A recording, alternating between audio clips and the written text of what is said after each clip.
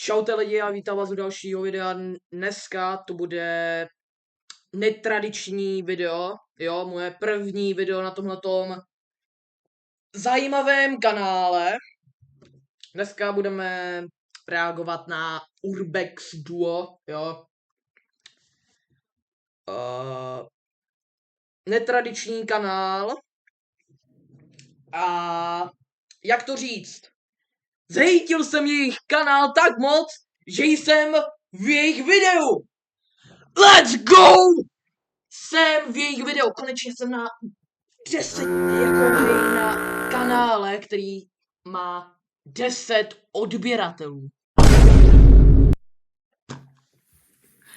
Čau lidi, vítám vás na novýho. Toto prostě zacenzuruju, jo.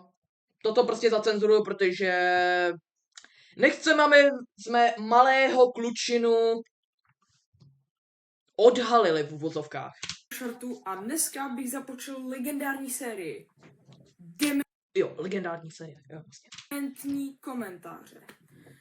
Okay. První komentář tu máme hned pod naším prvním videem. Nějaký ten hřbitov.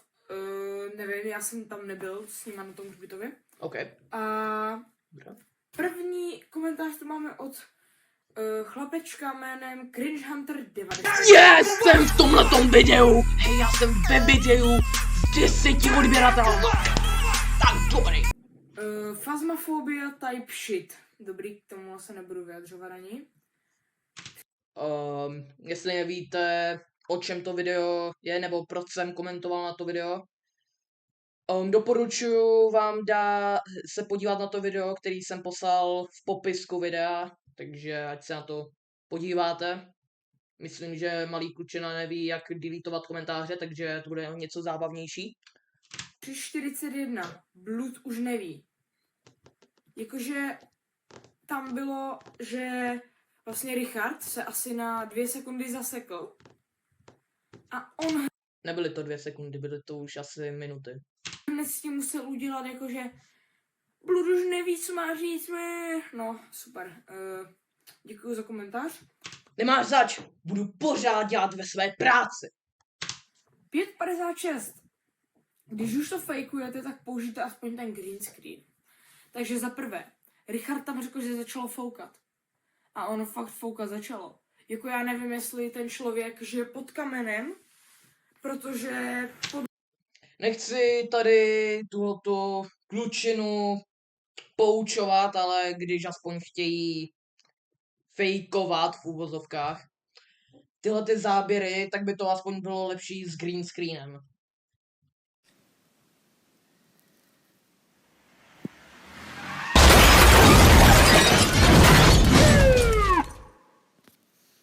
Jedna z dva TV Twix Kidi na steroidách verze.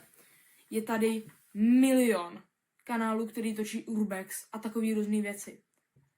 Ano, aspoň to nestojí za hovno. Jak jsem říkal, nechci toto malé děcko poučovat. Bylo to prostě prdel. A on, vole, řekne, to je tak, když, vole, někdo si natočí Minecraft a potom druhý řekl, že ho okopíroval, protože natočil tu stejnou hru. My jsme natočili stejný žánr a hned jsme, vole, TV Twixky. Co to má být za popírání? Já jenom jsem skritizoval, jak to video je na hovno a on popírá Minecraft s Minecraftem. Ne. Minecraft s Ghost Hunting videem. Jaký je v tom rozdíl, jako? To je skvělá logika. Takže doufám, že se vám tady tahle Cringe Hunterová logika líbila a ještě bych se vrátil k té Phasmofobii. 601. Phasmophobia type shit. Dobře. Tady Richard utíkal, nevím z jakého důvodu, ale utíkal. Utíkal, protože to je takový ten prostě shocking záběr, že prostě uviděli ducha, hej, ale kamo, to prostě šlo vidět, že to je prostě sfejkovaný. Jestli chcete udělat nějaký ten děsivý záběr, aspoň použijte ten sound, prostě soundy, music, prostě takový ty scary věci. A nevím, jaký to má jako, jakou to má souvislost s Phasmophobie a Jdeme něco říct, jo?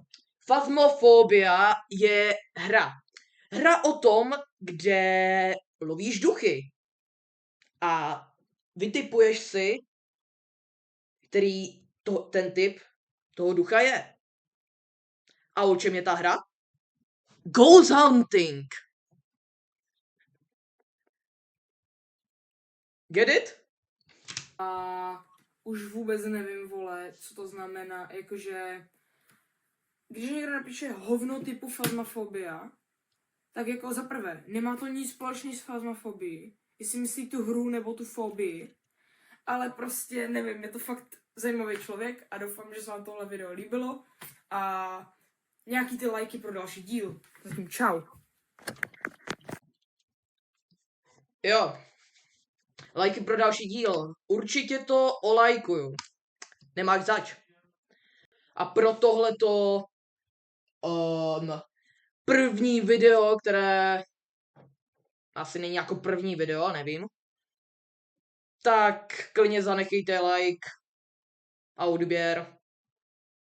Jak chcete, klidně udějte hejtující komentář, klidně si nareaguju, klidně. A to bude konec.